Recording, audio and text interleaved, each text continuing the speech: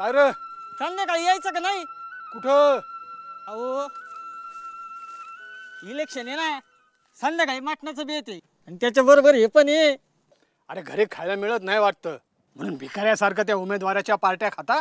तिने काय फरक पडतोय? अरे या फुकट्या पार्ट्या, दारू, पैसे याने आत्ता भागल, उद्या थोबाड सुद्धा दाखवत नाही रे हे पैसेवाले उमेदवार. अहो अण्णाला विचार नका करू, हे उमेदवार चांगल्या पैसेवाला आहे. अहो गावागावात आरोग्य शिबिर घेतो, त्यांच्या संस्थेमार्फत शिक्षणाचं पवित्र काम करतात ते, आणि राजकारणाचा किती मोठा अनुभव आहे त्यांना. बोगस माहिती देऊन कोणाला येड्यात काढिता? शिक्षणाचं पवित्र काम लाखो रुपयाचं डोनेशन देऊन करतात होय. तू तर असं बोलून राहिलं जसं काय फुकट शिकवतात. गाड्या कोणत्या राजकारणाचा अनुभव सांगतो रे? स्वतःच्या फायद्यासाठी कधी पक्ष पाहिला नाही की पक्षनिष्ठा पाहिली नाही. आज इथं तर उद्या तिथं, तत्परवा आणखी कुठं तरी. बस झालं आता. काय झालं भिडलं बघा अण्णा तुमचं बोलणं. या वेळेला साहेबांच्या राष्ट्रवादीला साथ द्यायची.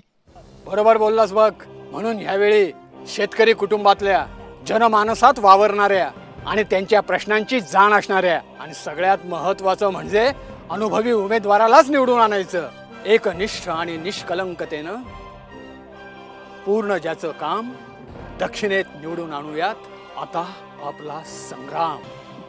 भविष्य माझ्या हाती, मी प्रचंड आशावादी, मी राष्ट्रवादी.